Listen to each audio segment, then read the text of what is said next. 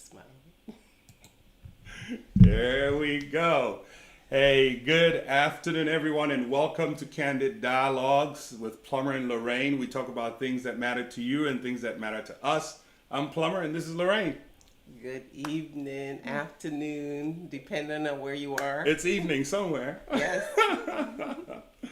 Hey, we have a good show for you today. Before we jump into the show, though, listen, folks, we want to thank you. You have given us feedback. So what we want you to do right now, even as you're coming in, just go ahead and start sharing. Share, like, and share. What we see, Ada is on. Welcome, Hey, Ada. Ada is my niece. I know I got a daughter named Ada, but Ada is my niece. Let's see. Mems is on. Lisa, welcome. Hey, Good Lisa. to see you guys. All right now.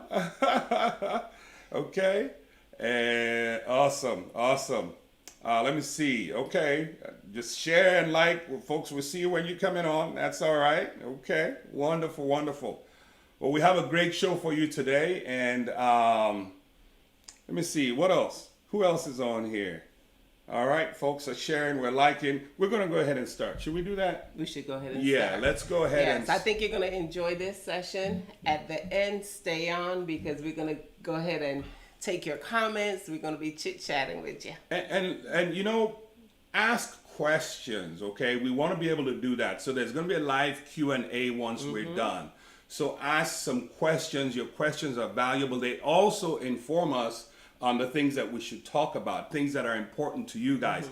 Now, I know there's certain things that might be confidential. So if you ask a question, you put it there, and we might contact you Personally. Yes, personally. So, but ask questions. Again, we're talking about relationships. Hey, Yema. Yema says, I love the outfits. Awesome. Hey, Emma. Hey, Edmund. Welcome. All right. Well, hey, we're going to start. We should start. Yeah, we should go ahead and start. We should go ahead and start and just honor the time. Marilyn, hey, how are you? All right. Hey, Marilyn, welcome. Okay. Well, let's start this here and see how we go from there. Welcome to Candid Dialogues with Plummer and Lorraine Baylor. Each week, we'll bring you wholesome and engaging conversations about things that matter to you and things that matter to us.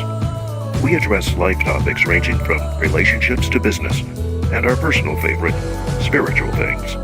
Now, here are your hosts, Plummer and Lorraine.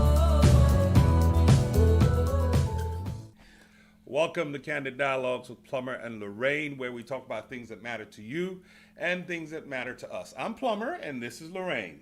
Welcome to episode 3. We are so grateful for those of you that have been tuning in.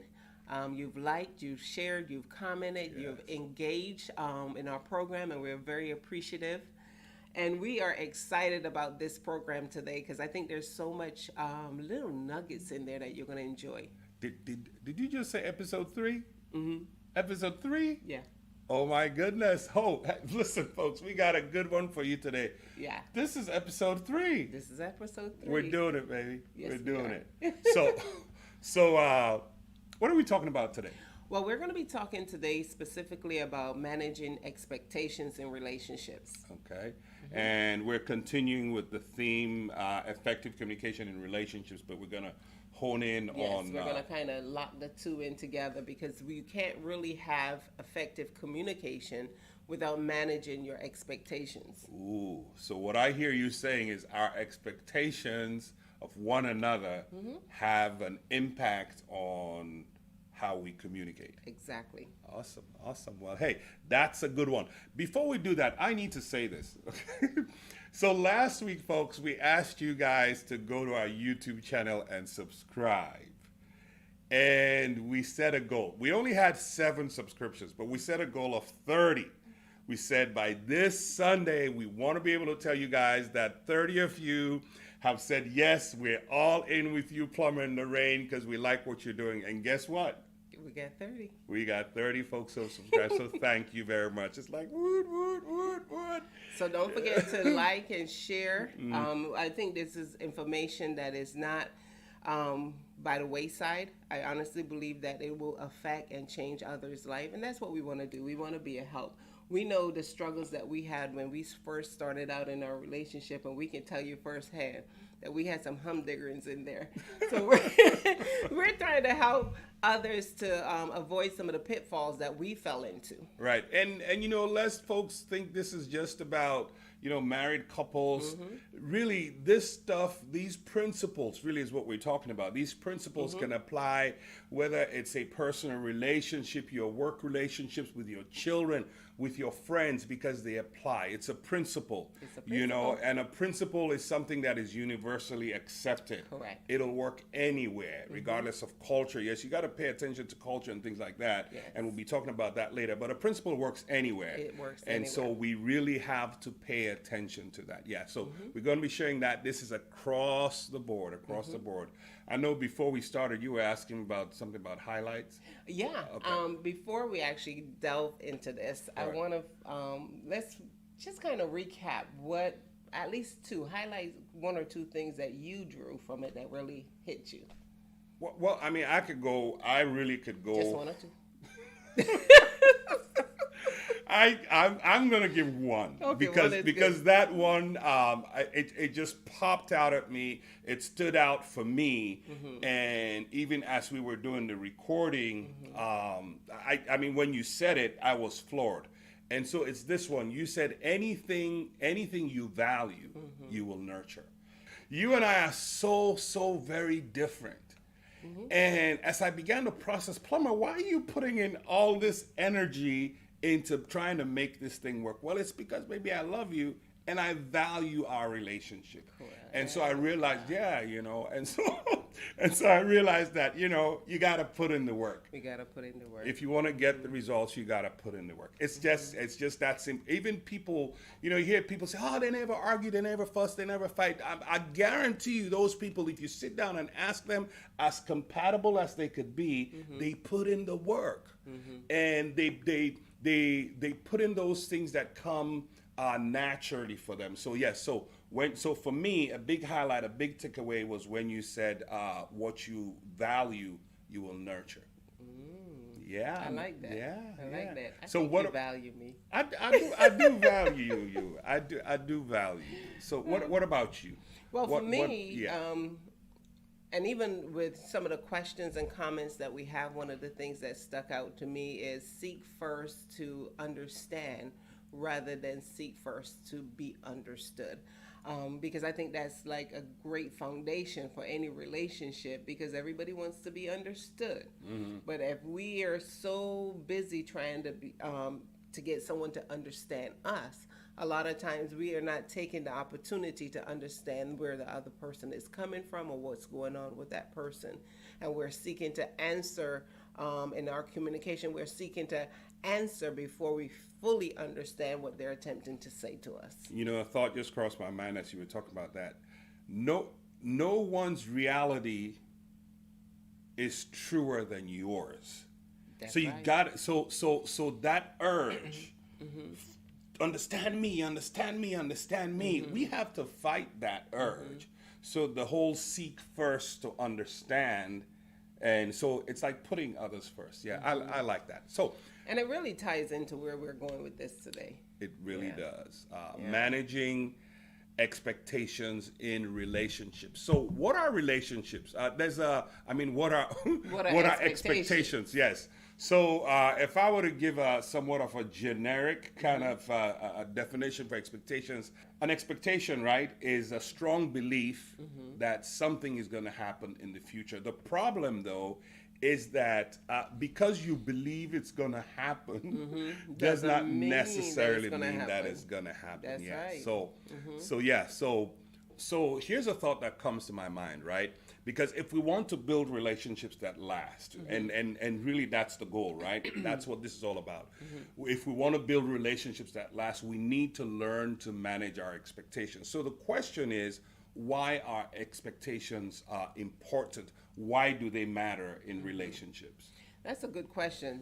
One of the reasons I would give is because they help us to establish boundaries and what our non-negotiables are. Another thing is they help us to manage our assumptions. Okay, they help us to manage our Our assumptions. assumption. And then I'm gonna go one further. Okay. And with that, they really drive our actions. Okay. You know. All right. So go ahead. No. I know you want to jump in. Okay. You were so stuck on the assumptions, right? Right. No, but I mean, those things go hand in hand, Yeah. right? So you said they help us to establish our boundaries and to determine what our non-negotiables are. You also said they help us to manage our assumptions, and then they drive our actions. I mean, the truth is, what we expect determines our behavior. Oh yeah. Our expectations drive our actions. For example, so it determines our behavior. If I expect that this chair that I'm sitting on will carry my weight, guess what? I'll wanna sit sit on in it. it. Yeah. If I don't expect it'll carry my weight, I'll say get another one. You know those little plastic, those lawn chairs, right? Hey, I talk about my weight, right? So we go to cookouts and things like that, and I show up and people say, hey, plumber, pull up a chair. And they pull up these plastic lawn chairs. And I take a second one and I double up. And people say, well, why, people sometimes ask, why do you double up? And I'm just like, look, have you seen those chairs collapse? The legs just spread, right? So I expect it to spread if I just sit on one. So I double up. So our expectations really do drive our behaviors. Correct. And we've got we've got to pay attention to that. Our expectations really do drive our behaviors. If we don't manage our expectations well, we set ourselves up for disappointment. Which leads to regret. Ooh. And that's a whole different topic here. But when your expectations aren't met, a lot of times we would live with so many regrets. Whether it is we regret getting into that relationship, or we regret the choices that we've made. But there's a whole lot of regret, and regret has a whole lot of negative emotions with it. Ooh, and with negative emotions come negative actions and negative outcomes. Yeah. There's an illustration I like to share in some of my classes. So I tell a story about a guy. His name is John, right? And John is at his family's gathering. Is this going to be funny? I bet it's funny, right? It's a story. It's a story. So John is at his family's gathering, right? And he noticed his 9-year-old niece. She's collecting scraps of paper and she's making drawings, beautiful drawings. And John is just really fascinated at how well this young lady can draw. And he notices that as the day goes by, the young lady will finish her drawing, and she's drawing animals, real life-like animals, nice blend of colors and everything. He notices as the day would go by, she would finish her drawing, go find a family member and hand it to them. And she'll do the same thing all over again. Okay. So at one point, John is having a conversation with his sister. And the 9-year-old niece comes and she hands John's sister a drawing. It's a drawing of a horse, a beautiful horse. I mean, the detail in this horse is just exquisite, and John is just fascinated. I mean, she drew the horse running. You could see the muscles. She drew the mane moving. She drew the horse in a field, drew some trees, leaves were falling down, and John is real fascinated. And then in somewhat of a not too nice way, he looks at his niece and he says, "Hey, where's mine?" Just like that, real gruff like that. At which point the niece just looks at him real calmly and she puts a smile on her face. She says, "Well, what color do you want, Uncle John?" and John says, "Red." Just real short like that. And he turns his back away from her, starts, continues his conversation with his sister. So the 9-year-old niece goes off and she does what she does. And after a while she comes back and she hands John this drawing.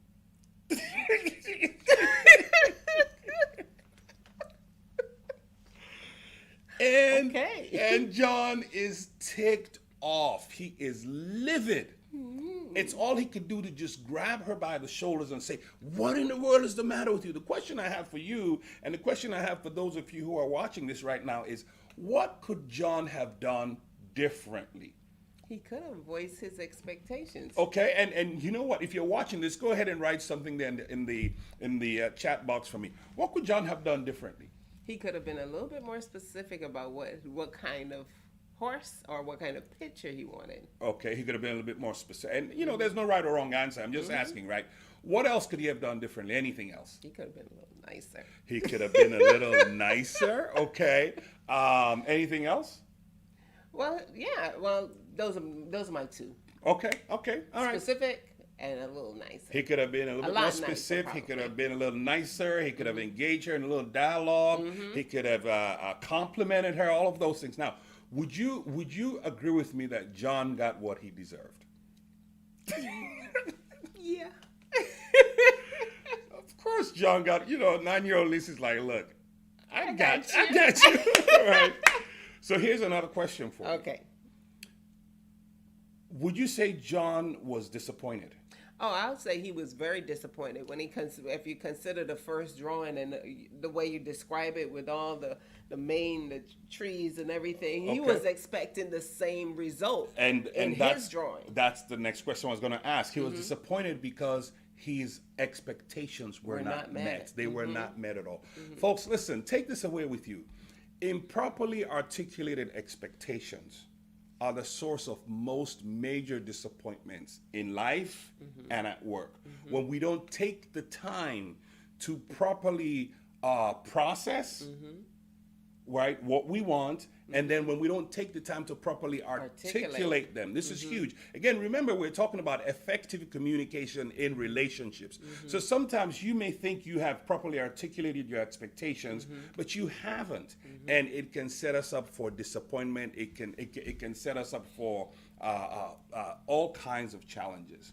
Yeah, you know, this guy by the name of Brian Tracy has a resource out. It's called New Psychology of Achievement. And he talks about the law of expectation. He says, and the law of expectation says what you expect, positive or negative, good or bad, becomes your reality. Oh, wow. Yeah. You know, in other words, like we were saying, our expectations drive our actions. They drive our behaviors. Yeah. So where do expectations come from? I'll give one. I believe they come from your family examples. They come from culture, society. You know, so those for me are like their past experiences really, really drive it. But I mean, for me, when I mention those, I'm thinking about how our culture kind of clashed for a minute. Well, for a minute. Family examples, culture, personalities. Yep, those things that we're, you know, our predispositions, just the way we are. You know, you hear people say things like, well, that's just the way I am. That's just the way you are drives what you expect from other people. Exactly. Right? Yeah. Oh, yeah. You know, and so this is huge. So where do we begin? Where do we begin? So when it comes to managing expectations in relationships, where do we begin? Well, you got to be honest with yourself and be prepared to answer some questions. Okay. I'll just throw out a couple. Is your expectation realistic? Ooh. You know, what is driving that expectation? Okay, so you say we got to be honest with ourselves. We got to be prepared to ask ourselves, I'm going to say some tough questions, right? So number one, are my expectations realistic? Are they realistic? Am I being unrealistic? How about that angle of it too? So are they realistic or am I being unrealistic? So what are some ways that we can be unrealistic? Well, I'll just give one example. I believe that when we first met, you know, we had a couple of hiccups, and they all stem from what I expected of him.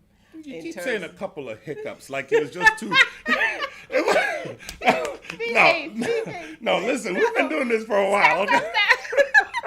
It wasn't just two hiccups. We had some hiccups. I'll let him give an example of what my expectation was. One of my expectations. And it wasn't an expectation that I articulated to him in any way. It was just that I assumed that, you know, from past experience, my past experience and so forth, that you this took- was something that he would just automatically know and to do. And why don't you share? You know what I'm talking about, because that was like the first, like, who Okay. is this? Okay, so we met. We both used to work together. We worked for the same company, and I won't even go into that story how we met. Maybe at some point I'll tell you that. But so I think we had this park in Greenbelt, Maryland, that we used to go hang out. Right? We would just go. It was like a lake, big There was lake. a nice lake and there. we used to walk around that lake. Yeah, and they had It was this nice huge. little gazebo that we would go and Yeah. sit down. And so we had planned after work to do that. And so we No, were we were actually coming back from there, I believe. Were we coming or going? It doesn't matter. one of way or the the two. other. So we were using one car, right? We were using her car. She was driving. I'm in the driver's seat. And then she says, "Oh, I gotta put gas in my car." So she pulls up to the gas station. She pulls up to the gas station and parks right next to the pump. And just sat there. She's driving. I'm in the driver's seat. The pump, first of all, her car, the fuel tank was on her side. It was on the driver's side. It's So on I'm- the driver's side. so I'm just sitting there relaxing. After a while, she got out of the car and she kind of slammed the door. No, I didn't quite slam the door. It was one of those because you'd been feeling it. And then she started pumping the gas. So she put the gas in and she starts pumping the gas. And a couple of seconds later, she pops her head in the window. She says, "You know, Mervyn would have got out and pumped the gas for me." Now, Mervyn is her brother. She'd been living with her brother when we met. They were still living together when we met. She said, you know, and you could tell she was upset. And she said, "You know, Mervyn would have got out of the car and pumped the gas for me." And folks, without even thinking, without missing a heartbeat, immediately those words came out of our mouths. I fired back at her. I said, "You know what? I'm not Mervyn."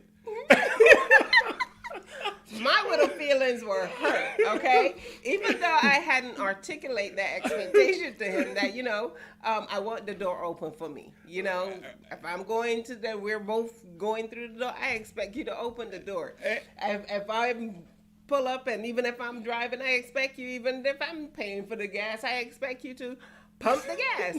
But I never told him any of this thing. So it really, my feelings were hurt And you told me, you know, later when we talked about it, you told me, I mean, this was stuff that you know, people did that in your life, did that, your brother did that, your friends, you know, one or two guys that you had dated did that for you. So this was something that you expected. It was, but she hadn't articulated that to me. And as far as I'm concerned, that was an unrealistic expectation. Because here's the thing, folks, this is where culture comes in as well, right?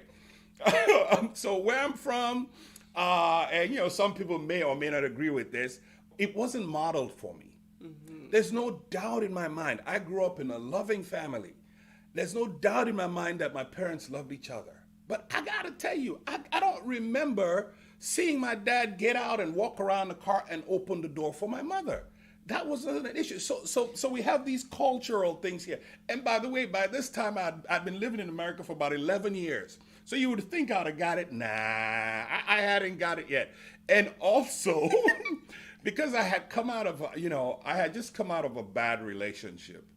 And for me, my mind was, listen, I'm going to set this bar low and work my way up, right? So I wasn't going to start doing anything that I wasn't going to be able to finish, because I really wanted this thing to finish. And 20 years later, next month, it'll be 20 years. Guess who pumps the car right now? I mean, guess who pumps the gas right now? Yes, I handle my business, y'all. I do. I handle my business. But here's the thing: we had to work it out. We had to talk about it. So what else? So you said be honest with yourself, right? Be honest with yourself and be prepared to ask a few difficult questions. One of them you said is, am I being realistic? Another one that you had mentioned earlier was that we need to ask ourselves is, what is driving my expectations? But let's back up to,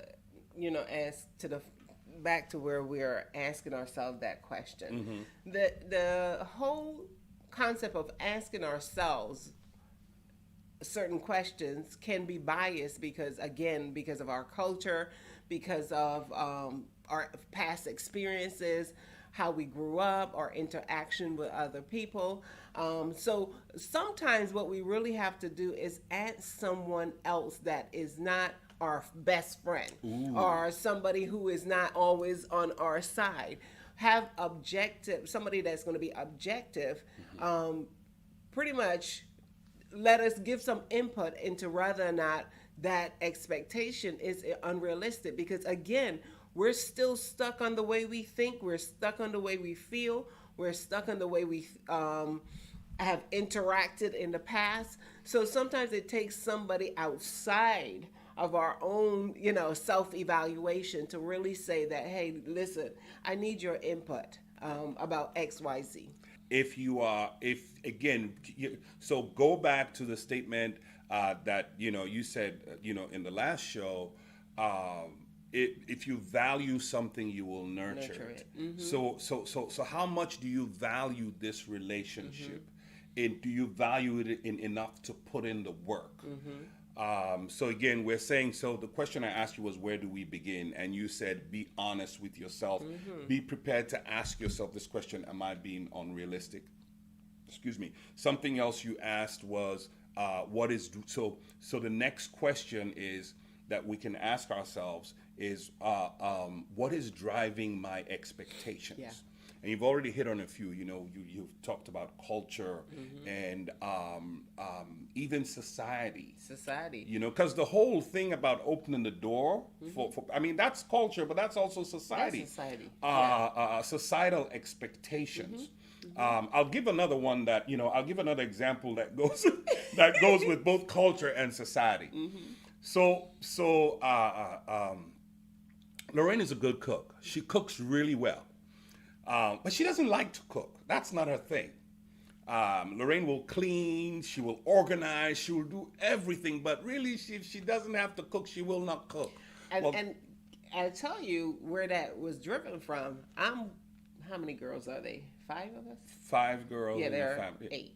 Yeah, 3 boys, 5 girls. So right. there are 8 of us. Mm-hmm. So I have 2 older sisters. So, when we're in the kitchen, my mom and my older sisters took over the kitchen, and at the end, I just clean up everything. So, again, it goes back to family, family experiences. Right. So for me, when I moved out on my own, I cooked when I wanted to. So it wasn't like, and I cooked for 4 or 5 days because the kitchen was not my, Clean up. When it comes to clean up, it's a snap. She's got this. Mm-hmm. She will clean up. Let's keep it moving.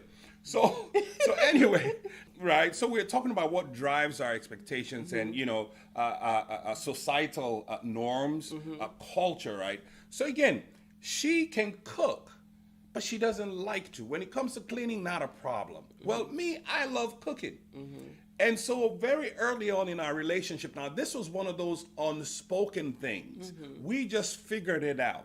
That, okay, Plumber will cook, Lorraine will clean, and boom, that was that. And so... But let me tell you now. I gotta finish this story. Okay, I'm gonna let you finish. So there is so much more. so not too long after we got married, maybe a year, I think it was about a year. Mm-hmm. It wasn't even quite a year after we got married. Anyway, one of my cousins, love her dearly, came to live with us. Mm-hmm. And so she's cooking. Every now and then she'll cook. But I like to cook. Mm-hmm. But what began to happen slowly, and I did not realize this, I began to resent the fact that there are 2 women in the house now. Now with just her, mm-hmm. it's fine. I can cook. But now with 2 women in the house, I have to cook. And I did not know this. Instead of having, I didn't really perceive that this is what was happening. And instead of having the conversation with Lorraine about it, I began to make snide remarks, right? You know, I began to say things like, I come home, I'm like, what, you didn't cook?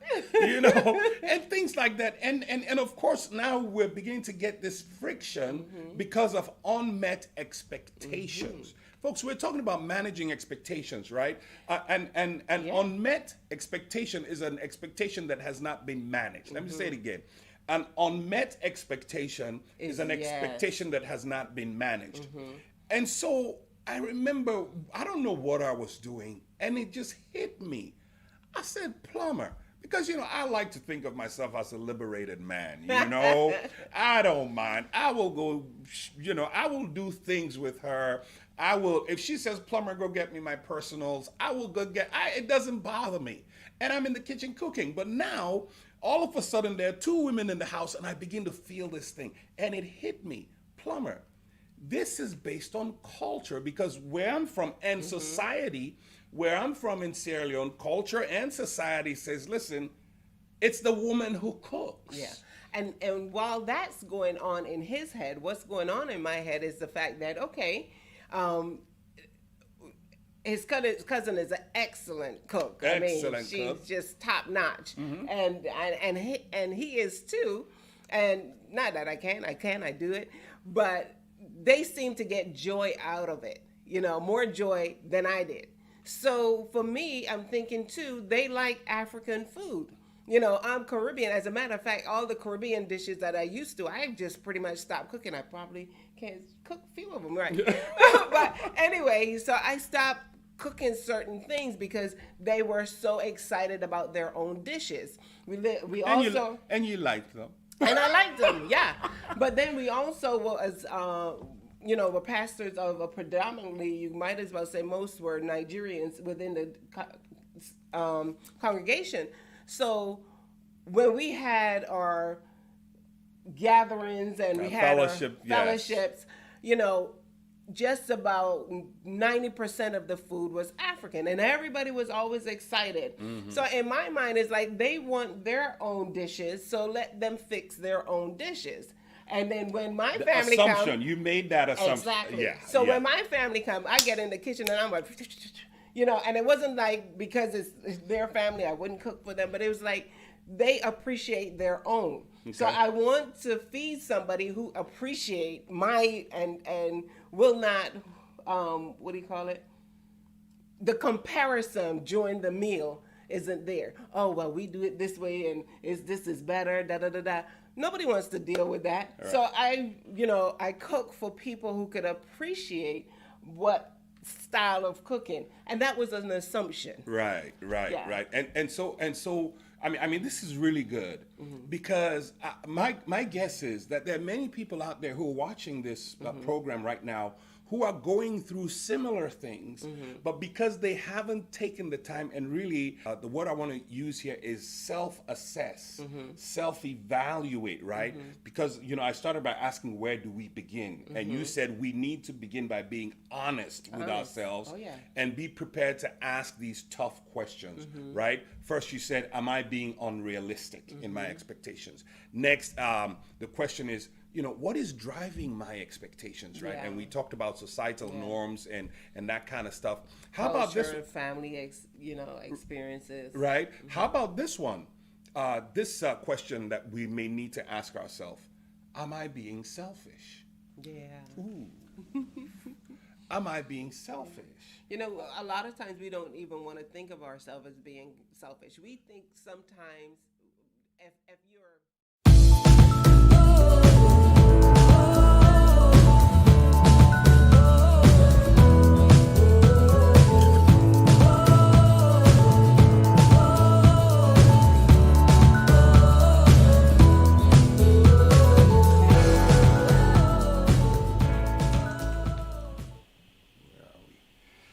Hey, welcome back. So, to be continued. Yeah.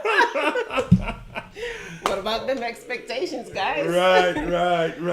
What about them expectations? So, we this has been fun. It's been, it's been real fun. I enjoyed that one because when it came to expectation, we really blundered a whole bunch right there. He had some expectations of me. I had some expectations of him, and obviously they weren't going to be met because we hadn't articulated. Well, he was better articulating his than I was. Yeah, she was a shutdown queen. She'd shut down, and remember if you remember the first episode for me, one of my non-negotiables were don't walk away, right? But she would shut down, walk away, and it just wasn't happening. So, but yeah, so this was good. This was good. Let's see what we got some really one of the things I think when we're talking about cooking.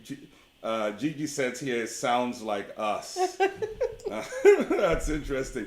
And we got, we have gotten some calls from folks who've been telling us this has been so very helpful that they've never really had the conversation.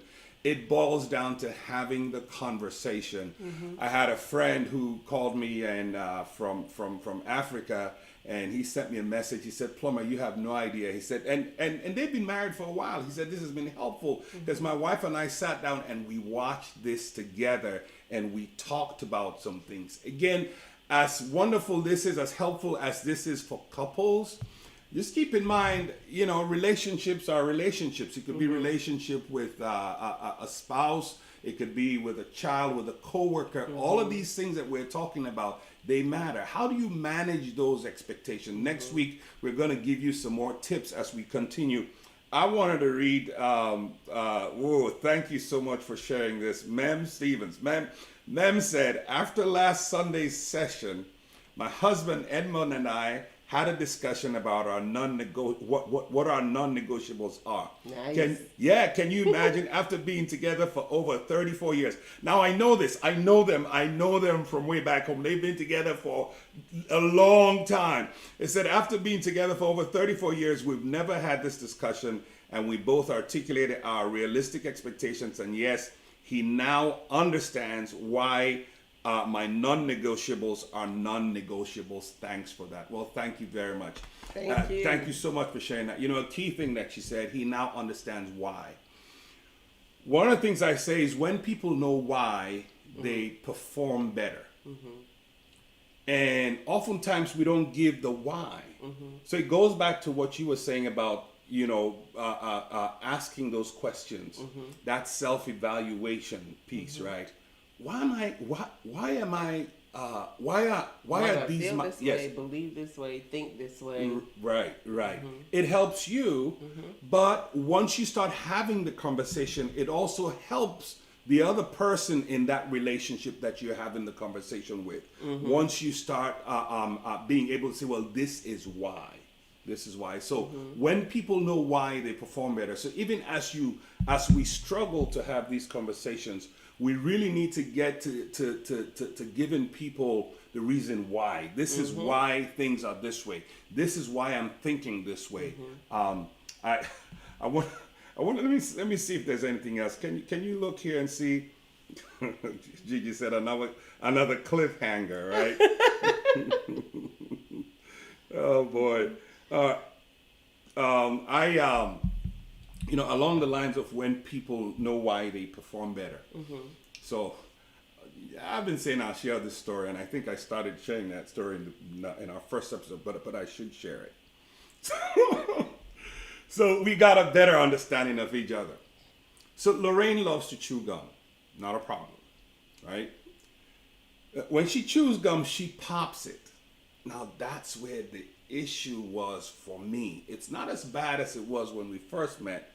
But here's this gem of a lady that I love so dearly. And I couldn't understand why she would just get on my nerves just like that. Well, it was because of the gum. And so I would fire at her. I would go just cut it out the gum, and just my, we've talked about tone of voice, how we say what we say, and I just fired her, and of course, she'd shut down, right? Or we just go back and forth for a while, and she'd shut down. And so this was it was a really sore spot for us. For him. Well, for our relationship, right? For our relationship, because it did cause a lot of fights. It did cause a lot of walking away. Right? It caused us to not be able to enjoy each other's company because we would fuss about it. I know I would. She would shut down, and then that would just even make it worse. So one day we're having a moment. It's like a lay your head on my shoulders kind of moment, you know. I'm in my happy place, she's in her happy place, and then this thought crossed my mind is like, gosh, I hope she doesn't pull out a piece of gum right now, right? And because, you know, it would ruin everything. And because it was such a tense thing for us, the minute I thought it, my whole body just tensed. She felt it. She's like, everything okay? I'm like, yeah, everything's okay. She's like, no, for real, everything's okay. I said, well, you know, I just had this thought on my mind. It's like, oh, gosh. I said, I hope you don't pull out a piece of gum right now. It would ruin everything. And when I said that, she's like, well, what do you mean? We're getting ready to go into it again. Then, stay with me, then the heavens parted. And I don't know where that came from. And I said, you know, honey, I said to her, I said, you know, the reason why I get up, and again, we've been married for a bit. This is the first 2 years of our marriage. We've been married, but I never told her why. And here it is, folks. I'm born and raised in Sierra Leone. And those of you who are Sierra Leoneans on this thing, you can attest to it. When I was growing up, the whole thing about chewing gum and popping it, it was only, so the whole, again, talk about culture, right? It was only loose women who chewed gum and popped it. So here I'm thinking, I got me a nice little church-going girl. Why? I couldn't reconcile this church-going girl popping gum like that in the back of my mind. So when I told her that, now she knew why I reacted the way I reacted. Then she told me why she reacted, you know, why she would fire back at me. And I knew this. I knew bits and pieces of this. You know, my wife is a fighter. She's 18 years in the military. She knows how to stand up on her own, you know, for her own. So she tells me this. Now we both understand why we were behaving the way. What did I tell you? Well, go ahead and tell me what you told me. So, okay. So she said, it's not like I don't want you to tell me not to pop the gum. It's how you tell me. Mm-hmm. It's the way you told me. Mm-hmm. And it was like, ding, ding, ding, ding. Now, I could have gone off and try to figure out, okay, well, and try different things. But then I had another brainwave, thank you, Jesus, right? I said, well, why don't you tell me how to tell you not to pop the gum? Mm-hmm. She says, oh, that's easy. She said, just put a smile on your face and say, honey, the gum. Folks, it'll be 20 years next month. She's still popping the gum. And when she does, I put a smile on my face. I say, honey, the gum. Guess what? She'll stop right away. Mm-hmm. Or sometimes if he's coming in the room, I'll just throw the gum away. Right. You know. But then 30 seconds later, she'll start all over again. I say, honey, the gum. Third time around, it's like, honey, the gum. I hand my out. She's got to give it to me. Now, that's because we agreed on that. Mm-hmm. Or she'll say, oh, one more minute. But what's the takeaway here, folks? We talked about it. Mm-hmm. And it's the little things. You know, there's a scripture says that the little foxes spoil the grapes. Yes, the little foxes that steal the grapes. It's not the big things. It's the little things that pile on top. And some people might say, well, that is just pointless. That's just such a little thing. But the reality of it is it's these little things that build. And if you don't articulate your expectation of what you expect in the relationship, even if it's the little thing, they build, and sooner than later that pot boils over. Mm-hmm. And when that pot boils over, you know there's a mess, right? Mm-hmm. And again, going back to culture, societal norms, these things form our expectations. Mm-hmm. And I did not know this. I did not know. I mean, like I said, I'd been here 11, 12 years before I met her. I thought I was all American at this point. But here's this thing from my past. And it was only after we talked about it, we shared the why. So now it's not I mean, she's still popping the gum. I still get upset sometimes, right? You know, sometimes I can't. Very conscious when he walks into the room. She's very, very conscious about it now. Gigi said, the way I chew gum drives me crazy. But really, Plumber, how important is it? Well, you say again, culture, right? Culture. Because growing up hearing that it's only loose women who chew gum and pop it. Mm-hmm. And that thing has been sitting in the back of my mind without even, and it's informing my expectations. Mm-hmm. It's informing my actions. And folks, this is why I always say self-assessment and self-evaluation are the hallmarks of maturity. If you Yes. can self-assess and self-evaluate. And it's the little things that you, whether or not you adjust in those little areas, that will tell you how you're going to react when the big things come. Yes. Edmund said, "What happened to give and take?" Yeah, this is give and take. I deal with it now. Sometimes I don't say a word, and but again, it is that give and take, right? It is getting to know each other without feeling like you're losing your identity. I can't tell her stop popping gum. She's going to chew the gum. She's But gonna pop I it. adjust. Right. I adjust. Like I said, when he comes and walks in the room, if I'm chewing gum, I said, "Well, Lorraine, you got about 30 seconds more because you don't want to get it. You don't want to get on his nerve, right?" Yes. But I'm just enjoying. It's just unconscious. Love what Mem says. Culture makes us perceive things in a different way from each other. Even though we're both Sierra Leoneans, we both have different cultures growing up. Yes. The family cultures, That's I it. love that. But putting them together forms our expectations. So this is key. In any relationship, husband and wife, friends, co-workers, you form your culture together. Yes. Based on your expectations, and it's good to be able to articulate those. And that's something when we, as pastors, when we go into counsel with many new couples that are newly married, one of the things that we let them know is you came from two different backgrounds, two different houses with two different rules. So when you become one, you have to remember that this is a different household now, and that you're one. You have to you're creating your own culture. Your own culture. A subculture within the bigger culture. Exactly. And not every, your extended family is not always going to agree with it, because based on what they believe when they were growing up and you were growing up with them, Right. their expectation is for you to remain the same and to continue to do the same thing. But that's not necessarily good for your household if you want to continue your relationship and have a healthy relationship. Right.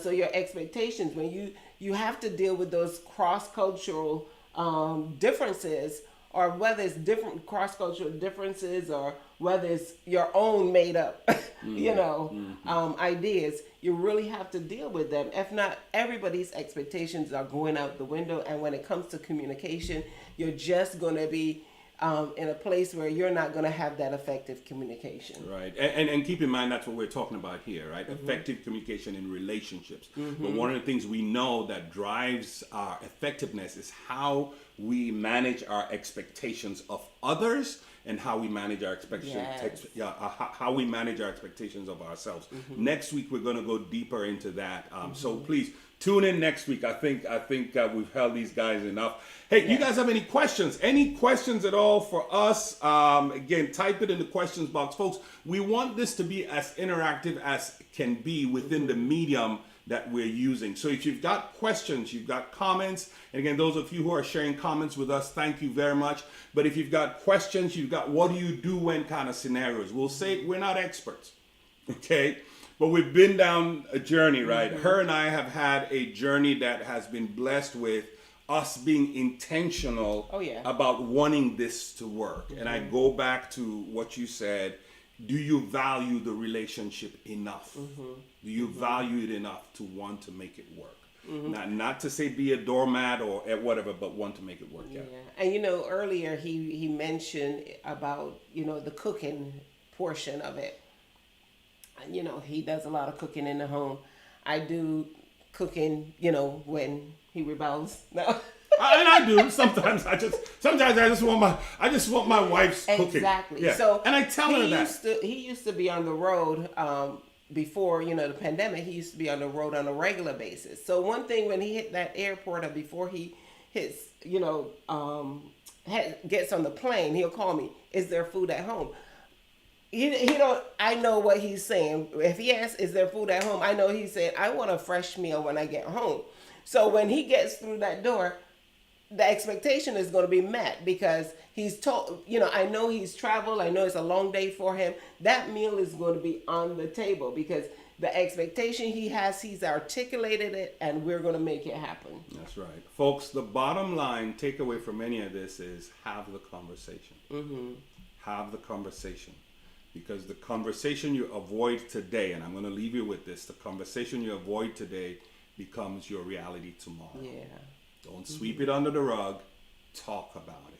So I think we should wrap it up here. Let's see. Let me see what else we have. Oh, okay. Oh, we got some more. So, it's so true. Important to not put other people's expectations above your own relationship. That's right. That is true. Marilyn says our values come into play too. That's why it's important to communicate and to discuss expectations. Yes, our values come into play. And we're going to talk about values next week. That's one of the tips that we give. That's Next week what or the week after? next week. Okay. Next week, yeah. That's why it's important to communicate and discuss expectations. Edmund says, never forget that we are all in the process of transformation. I love that, Edmund. It's a process. And if you value the process, I like to say, don't despise the process, folks, because at the end, you come out as fine gold. I thank you. Mem says, I enjoy when a man cooks. Can you give him some tips so one day I can come home and he's done something nice so I don't have to eat my own food again? There you have it, Edmund. It's called YouTube. It's called the telephone. You can call me. I'll give you some recipes. I'm ready to work with you on that one, Edmund. Okay. Look, they've been doing this. They've been doing pretty good, you know. If it's not broke, don't try to fix it. But no. Listen, she's articulated it. She says she loves it every now and then, right? So wonderful, awesome. Hey, listen, let's wrap this up. Yeah. Now, some of you, after we're off the air, you've given us some calls, you've texted us, you've sent some questions, and those things are going to be addressed either on an individual basis or, in one of our shows. And one of the things that quite a few people were interested is, are you going to talk about intimacy? Intimacy. Yeah. And I think it's a big part of, relationship in terms of husband-wives. So at some point we're going to... Well, we're going to talk in terms of husband and wife, okay? Because we believe that's what it should be. Husband and wife. Intimacy. Yeah. That kind of intimacy. All right. So, but that'll be later down. But one of the things that we really need is for you to continue to send us your input so we know how to structure the show, really. And we're going to be having some guests on. Yes. And that is going to happen in about a month or so, and we're going to incorporate it so that you get others that have some experience, some professionals going to come in, and they're going to be giving us some insight. So, all right, thank you. Hey, listen, stay tuned. I think we said in our first show this Friday, November 6th, we are going to be speaking at the Refiners Foursquare Church is having a couples online virtual kind of thing for couples. It doesn't have to be married couples if you're in a relationship with someone. And we're going to be talking about the 5 love languages. We're going to just do like a 30-minute session. So we will be putting that Zoom. It's going to be a Zoom meeting. So we're going to be putting that information here on for you. Other than that, thank you so very much. Hey, listen, we look forward to seeing you again next week. Oh, did you give them the update? I think we mentioned that. As of this recording, thank you so much. We now have 31 people who have subscribed to our YouTube channel. So we don't despise the small beginnings. No, we're not going to despise the small beginnings. So let's set another goal. We want to reach 60 next week. 60 by next week. Yes. So folks, listen, share, invite your friends to go and go to our YouTube channel, like I said, because we're going to be transitioning from Facebook to YouTube. We have a lot of people who just don't want to do Facebook. And so we're going to be transitioning to YouTube. Instagram too. All right. We'll see you. Spotify. We'll see you guys next time. All right. Have a really blessed week, y'all.